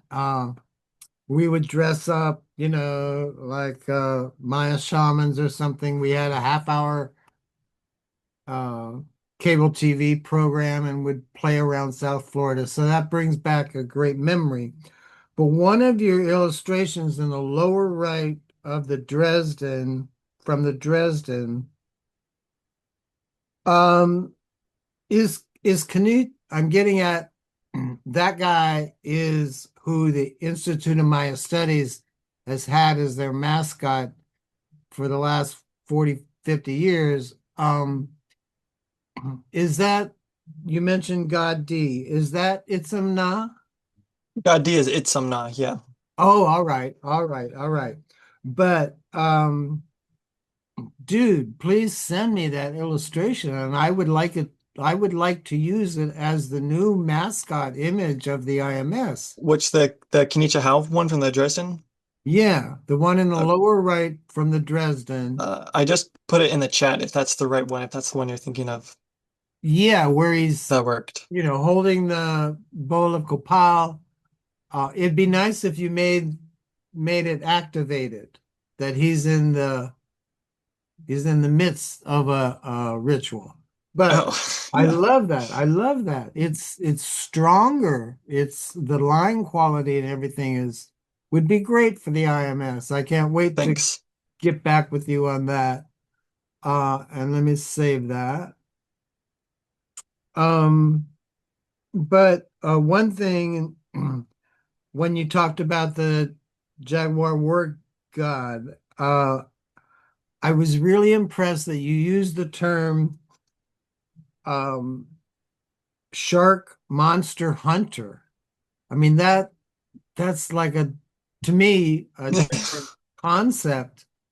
Uh, I mean, imagine that. The shark monster hunter. That should be a program on TV or you know. I love that term. And the stingrays, I think you combined a paddler god and you said godler, the stingray spine godler. I Oh, also my bad. no, that's fantastic, dude. New territory. I really like when people make up new words. The stingray spine godler. And then we got a lot of questions in the chat, which I'll get to. But there's a couple people like Solomon Bacall. They're discussing the hand signs. And my gosh, people, if you attended the Aztlander event from 2 weeks ago, where it was a whole discussion of the Mayan signs and the numerical values. Uh, Please go to YouTube and search Aztlander and find last 2 weeks ago program. It was on January 19th. There's already been 419 people look at the recording. Um, I think I remember talking to Zach a little bit about those hand signs. I might be misremembering it, but I think he told me that the hand sign where it's like pointed up is like referencing because I think he said some groups of like modern Maya might still do this in rituals or whatever it may be, but that when it's pointed up, it's like pointing to like the upper world, heaven or something, and when it's pointed down, it's pointed towards like the underworld. It's like referencing that. oh So I yeah. don't know if that is, but I think there is a correlation between that and the color. Uh, but again, I'm finding if we find more of these faces of the 7-Eleven gods, because we have three so far, so I wouldn't be surprised if more pop up. And Uh, if if another one popped up and agreed with some of these ideas, that'd be fantastic. Already. Well, Solomon Bacall, one of his original quotes very early on, a few minutes into the program, he said, Bolonyokteku is found in the Chilimbalam, and from what he knows, it means he of 9 steps. Yeah, we've talked about that because we've talked about like if it meant like moving across the sky or something like as the sun, like 9 steps across the sky. I think. Okay, that's interesting. Are there any clues within what we have of G1's main name that might denote first? Both Hoon and Yash denote first, and its association with Venus at dawn would suggest that titles denoting beginnings in a literal way might be a good guess. What is stopping us from finding more parallels between Ecatl and G1? Striking similarities and classic period Central Mexican influence could be another point of entry with identifying the name. Um, that I don't know. I mean, it could just well the Hunye Winnick because I think that's where you're getting the Hoon from. That might just be referencing like his singular tooth because he has that big tooth, right? Mhm. Um, and then the Yash, that one I don't know because sometimes I mean as I'm sure you're familiar, Yash can be like blue/green or first or like a combination. But maybe it's because he's the first light in the morning sky. That's why he is Yash. I don't know. Hmm. All But right. Yeah. as far as like finding more parallels, I don't think there's anything stopping us from finding more. I think there's still more looking at that because what's it? David Stewart looked into those parallels somewhat in his book uh, on Temple 19, um, especially with that 9 uh, date that's associated with both of them. Hmm. But I think it's also there's an interesting correlation between the Jaguar War God and Tlaloc as well. So there's kind of this like dual parallelism between the two, because I think there's also some unique uh, what's it called? Ideas, or my brain is dead after all of this. Um, some interesting juxtapositions of Tlaloc and Quetzalcoatl in Central Mexican art that might be that same idea. Right. So it's interesting how that carries over. There's, I mean, it makes sense when they have a similar understanding. They're in the same part of the world and, are interacting with each other. Alice wants to know, is there some significance to the profiles facing either left or right? That I don't know. Maybe someone else would know. When we're in the glyphs, the faces are always facing left. Because I guess they're facing you as you're reading into them. Um, but in those main court scenes, well, at least in the God D court scene and the three God L court scenes, the main deity is always who like rules the court is always on the right side. And then the people in his court, like G1 or the Jaguar War God, they're always on the left side, facing right. So I don't. It looks like there is some kind of like system they had there, but I'm not sure exactly what it is because it's not that case all the time. Mhm. I'm not 100% sure. And Solomon asks, what do you think about Mercury, Venus, and the sun making a facsimile of the three Hearthstone constellation on the horizon? Yeah, we talked about that. That's something I'll have to look more into because I haven't thought about that too much. But And that is a fun idea.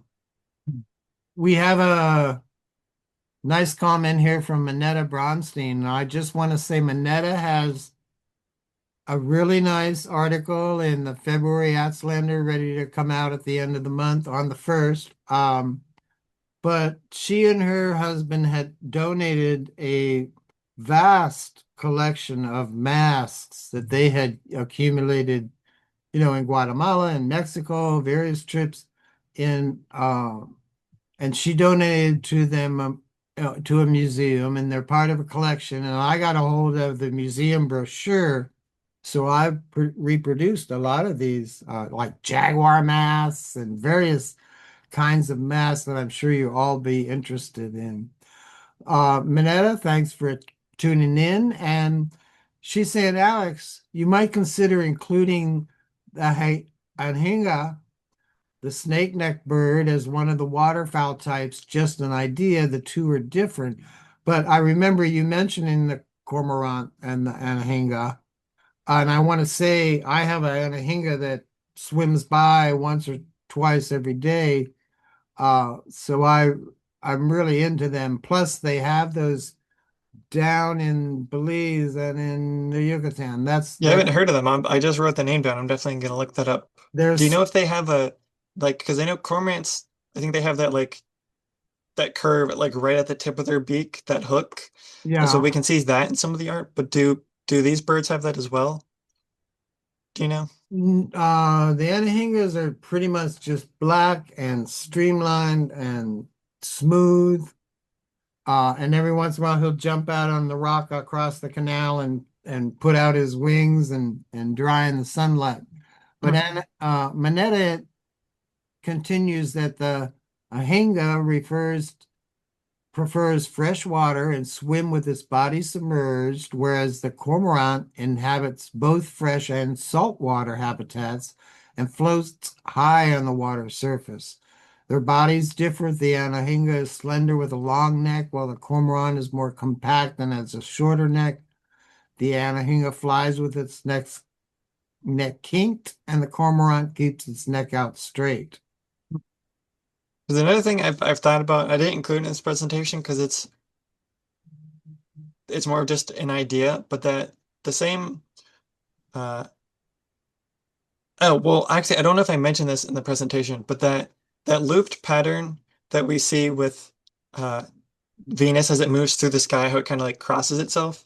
To me, that seemed very similar to the like the crueler looped fire cord shape the JGU has. So I think Mhm. there's a correlation there. And so I'm also curious if there may be a correlation between the imagery of these water birds with like the long necks that seem to loop and like overlap and touch. If that's also related to the movement of Venus through the sky. And I'm not sure, but the longer neck would make sense with that. just me personally, it doesn't actually matter what species they are. It matters that they were a messenger. They were going down into the depths of the underworld, watery underworld, and then coming back and breathing fresh air. I think that's the most important thing, not,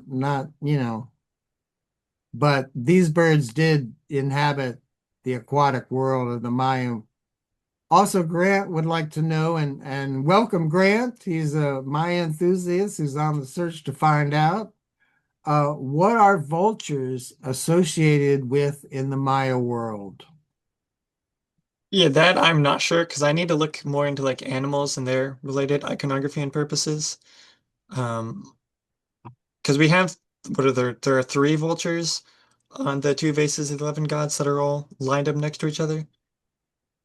So I don't know. It looks like Solomon suggested they're associated with underworld and night, which would fit with those vases. Um, Hmm. but yeah, that's out of my expertise. All right, I'm copying Jonas's email. Thank you, Jonas. Um, and then further down, Michelle saw the vase of the 11 gods in the past August. This past August at LACMA in LA, the LA Museum of Art, County Museum of Art. Would you like to speculate about the meaning, significance of the opposing hand gestures? That's also what you've seen in person. I definitely need to go see more museums. I've seen some of the stuff that's on the East Coast here by DC, but I need to go see some more stuff. Right, We just talked about the hand gesture, so I think that question might be answered with the possibly like when it's pointed up, right. referencing the upper world, and then down pointed towards the underworld. Yeah, and I think But if people are looking at the chat, Michelle shared an image in the chat, and he is gesturing up with also a hand down. But Pakal chimed in to answer and said some of these hand gestures may be counting numbers and further directional and bodily correspondences. Plenty of the curled hand examples are here and on the Star Wars vase. One of the central figures looks like they're counting five, like we do and modern day keepers do. So that's interesting that the modern day keepers are still, using hand signs. are you saying that the this one could be referencing five, or is it just this Um, that's five? well, if you were looking at the chat, no, he's not completely closing his Nah, fingers. the Star Wars, there's in the canoe, it looks like the two more humanoid looking figures. One of them's doing like a flat hand sign. That's how you count five. Mm. So like Oh, I guess because the hand looks like that bar, probably. yeah, it looks like a bar. Yeah. Yeah. Yeah. Right. So like in modern day keeping, they'll go with the counting fingers, the thumb, and then it starts with the pinky typically. One, two, three, four, five. Oh, And then interesting. you do sets of that too. And Well, then that each finger's got a directional correspondence. Every directional correspondence has a bodily correspondence, and there's like layers of correspondences on correspondences from there. great. That's given me goosebumps because I've always thought that way back before the scribes starting using ink, uh, that the way of counting my numbers and here comes guy with with three backpacks full of what do you call it? Of seeds that they they could do Maya mathematics in front of each other, just in the sand in front of them. And they could use the fingers to make 3 or 4 dots. They could use the side of their palm, as you mentioned, as the 5, as the bar. And then they could use the fist, which was very much like the catacol or shell or whatever you want to call the 0. And they could do large numbers very, very quickly just in the sand. And I think that's also an important thing about hand gestures is they come from before the times that the scribes ever started putting things in codices and stuff like that. And it should be noted too that when you do that in the sand, you do the thing you just described, it Yeah, will cause a kind of spiral, like a right, caracal, because of right, the shape of the fist, like right. the spiraled caracal glyph. Any significance Rob would like to know about let me get back to it. The doubling of the sky band symbols in those two particular vases. The red painted one has the same sky band symbols. So does that mean, yeah, the doubling? He's also got an image in the chat. Uh, Oh, the sky bands. yeah, Um, there's a larger depth and then there's a smaller. I'm not entirely sure. I think I'm blanking on his name. He's always what's his name? He normally joins from Guatemala. Uh Nicholas Helmuth? yes, yes. I think he has some good papers and Right. PowerPoints Yeah. about sky bands, but I think it's normal to see these things in pairs. Sometimes you see them like either pairs of like contradictory things like sun and darkness, or like shininess, or like sun and night, or shininess and darkness. Hmm. Or sometimes I guess you see them in pairs of with themselves, because I think there's one example on here where it's they ran out of room almost, because there's one part where it's just one and it's not a group of two, which I found interesting. Um, I think it's just Yeah. because they ran out of room. Again, folks, access the Aztlander YouTube channel, and Nicholas Helmuth did a presentation about the sky bands. That's one of his uh interests. Also, if you look at his Flare Mesoamerica website, he'll have flare reports on the birds and everything else, the birds, the trees, the fauna, and I of think every, a lot of them are on his academia page as well. yeah. Yeah, Nicholas is usually attends. He's not here tonight. But Solomon also would like to ask, so is the shark the vastness of space, if the rest are the contents of the horizon?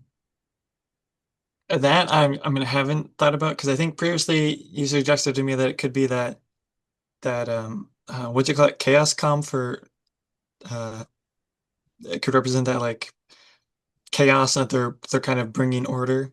So I don't know, because there are a few, because one of the things I'm curious about is how the maze god ended up inside the shark, because there's another series of scenes that might take place before these.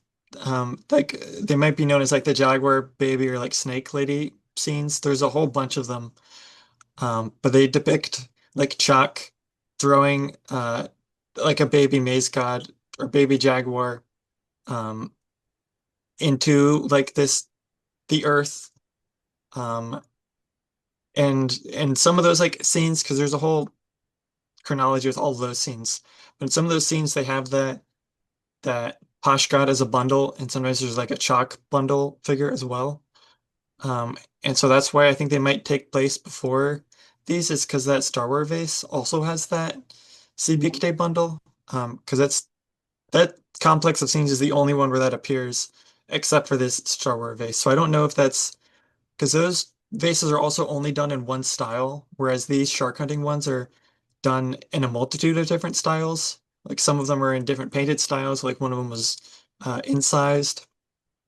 So I mean, this part of the shark myth seems more universal because I mean the Maya certainly had like myths that everyone was aware of, like national myths, if that makes sense. But you also had localized myths as well. But a lot of these seem to be more national or like universal ideas throughout like the entirety of time and space in the Mayan area. All right. Well, Joe, Soaring Bear says an impressive presentation, and it would make a good start for a book. Thanks. And also I just want to say I have one uh spot open way off in November. So if you think you can come up with something different, and I mean, I'm totally enthralled with this presentation. You've done such a great job, but if I may challenge you, if there's other things you're interested or elaborate on, I'd welcome you to take that spot in November. I want to look into I don't know if I'll be ready by November or anything because there's a lot to look into, but I think the next half of this is because the shark cutting part's like the first episode or first scene in this episode or however you want to phrase it. But then next, he gets taken by the paddler gods, and so I want to look into what those paddler gods may represent, if they represent anything.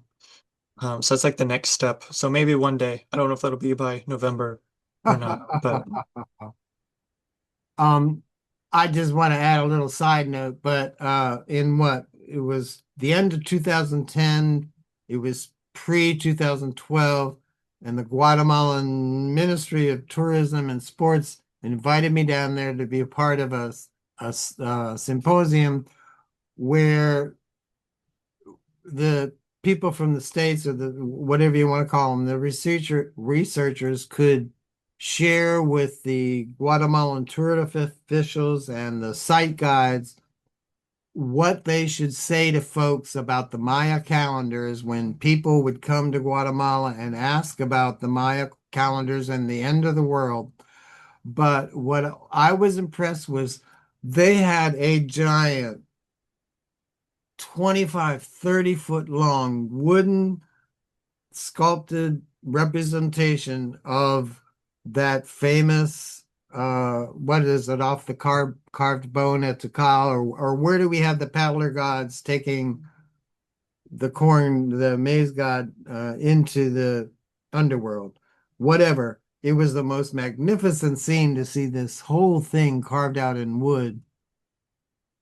Um, Melanie at 9:58, which was towards the end of your program, it's interesting that part of his name could mean blue, green, and first, especially when you consider that when the sun starts to rise very early in the morning, it can also be a deep blue hue, which could lend credence to the idea that both of the meaning for his name and could be plausible at the same time. Great work, Alex. thanks. I'm glad you're able to make it. Um, we hadn't thought about that part about the sky because I think the Maya had different colors associated with the different directions. So typically, uh, because they had five directions, they had like a center point, which is normally what Yash is associated with. And then red is at times associated with the east, and that like red color we sometimes see at sunrise. And then black is the west because that's nighttime, it comes after sunset. So I don't know if that blue color could play a role in that, but that's something I'll have to look into as well. There's this whole thing has kind of given me more questions than answers. So there's a lot more to look into. Well, your mentor, Kathy or Catherine Knuckles, she says, yes, like Alex said, usually this is talking about hand signs. The Or I think protagonist, it's the profile is facing left or right. yeah, the protagonist of a scene faces the left, and lower ranking or supporting figures face the right and approach the protagonist. This is a pattern we see widely in Maya monumental art as well as in ceramics. And thank you, Rob. He supplies a link to the hand signs episode on the Aztlander. Thank you, Rob. Um, Alex, what have you added us? This is a link to the 3D scan of one of the vases I mentioned. Yeah, So, it's that more recent Base of the 11 Gods, the new Base of the 11 Gods. So all I right. haven't seen like a full rollout yet made of it, but this 3D scan is pretty good because it's one of the things I like the most about it is because this is a repainted vase, which means I mean, this one's nice in that you can kind of see where the repainting has happened. But with a lot of these repainted vessels, you can't tell, and they'll cover up the cracks. But this 3D scan shows the inside of the vase because they don't cover up the cracks on the inside. So even if they had covered the cracks on the outside of this one, we could still see where they are because we can see the inside of this vase. So I wish there were more rollouts or depictions of the inside of these faces, as boring as they might seem to some people. I'm interested in the insides because I mean, there's no details really on any of these interiors except for these cracks. But I think these cracks can kind of show us a lot because a lot of times we're just looking at these rollouts and not necessarily at the vases in person since they're scattered all over the place nowadays. But All that right. 3D model is a really good one. I've just accessed that, and that's really interesting. That came from Yurley and Mexicon? Or where did you get that? Oh, get which one? The 3D. Oh, that might have been listed in the Mexican article, or I came Yeah, across it. I don't remember exactly, but it's yeah. that's what showed up. Anything anyway, congratulations, Alex. Great progress on this fascinating topic, and that's from Catherine. Uh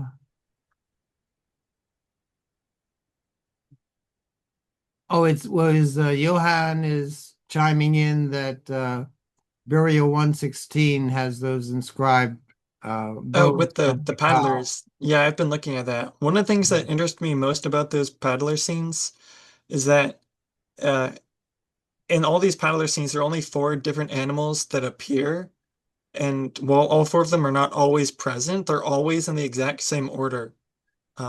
Which I don't know if anyone's talked about that before, but I'm guessing that order isn't just random. I don't know if they're Right. representing constellations or something else, but I think it's worth looking Hmm. into.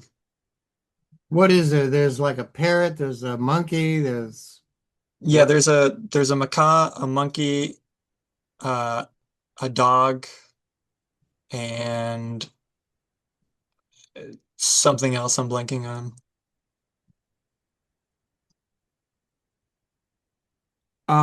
Johan says that or it just moved. Um Oh, yeah, I'll have to email them about that. Thank Yaso you. Chankawil is the first one. Yeah, I can share Can the you? image of the tracing of the vase. I'll also upload this PowerPoint, I think, to Academia probably soon. And Okay. then you can see all the tracings. I'd like to find somewhere online where I can post tracings and stuff for people to easily access, but I Yeah. haven't found anywhere other than just posting some stuff on my Instagram so far. But Right. And Instagram doesn't keep the resolution of anything, plus so it's not the best. I don't like going and trying to find in a mass of passwords and stuff, trying to find my Instagram password. It would be nice to have it just out there. Uh, but even if you made a PDF and you want me to share that with all the with all the crowd, I could do that for you too. What about MesoWeb? Can you post there? I don't know anyone at Mesaweb, not that I know of, No, you or how they're mentioned posted. Joel. You mentioned Oh, Joel Skidmore. oh, I think, did I bring him up? I was probably talking about the Martin and Skidmore correlation.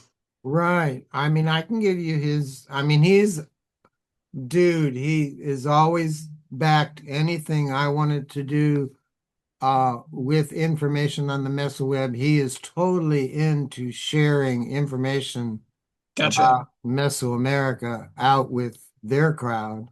Yeah, I can give you his email address if you don't have it. I don't think I do. I can look into doing that. All I'd like right. to refine some things before I guess it ends up on a more formal site like that. I'm not sure. Yeah. but Okay. I think I will probably toss the PowerPoint up on academia at some point. And Solomon says Substack holds resolution better than Instagram. And I know Zach, your buddy Zach Lindsay is you know, yeah, has his own Substack page. There might I be think something. But plus it's there are other also photo sites too. I don't know. I'll have to yeah. figure some of that out. But But with Substack, people can either kind of chime in for free or they can make donations. Uh, so that might be an avenue for future. I don't see anything else that we haven't covered. hold on, let me post the image of the 731 in Yeah, chat before I forget, though. I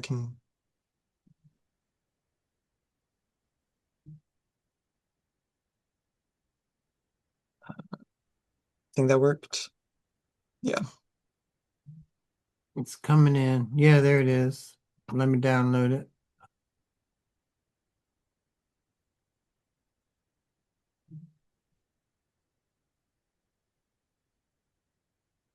Okie dokie. All right. Well, if nobody has any further questions, thank you. Thank you all for attending. We are running a little late, and especially when it gets to the Q&A, a lot of people chime out. But this is excellent, Alex. I'm really impressed. Thanks. I'm also impressed with, I don't know, can I say you look younger or something than the image that I shared of you while you were at Pakal? Well, that was or at Palenque. Yeah, I was very tired. That was at the end of our trip. Oh, okay, Uh, okay. the Maya have a lot more stairs than I was thinking they would. Hmm. Um, and it was 100 degrees out for a week. So, Wow. but I did get to go to there in Yaxchilan and Piedras Negras. That was like the first place we visited. Oh, you got to So I go was, there? yeah, we got Wow. to visit we brought some flowers to Tatiana's grave, which is very nice. Oh, all right. All right. Yeah, I've been to Yaxchilan. I've been to Bonampak a couple times. I've Yeah, we been, went there. The murals were amazing. yeah, I've been to Palenque maybe 7 times. I mean, that's Mm. my second home. I will have to email offline about some of my experiences at Palenque. Not only should I say being able to see the way the ancient Maya saw their environment, but also like riding the bus with the son of the great Palenque elder.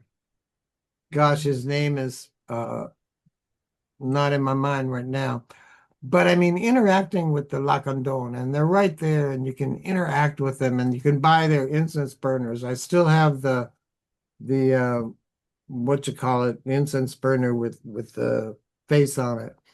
Um, but once again, this has been really, really good, Alex. You did a great job, and you're going to have a wonderful, wonderful future. And I look forward to Thank you. posting I hope so. more illustrations by you and other articles. I mean, I've just just finished all my grad school application, so fingers crossed.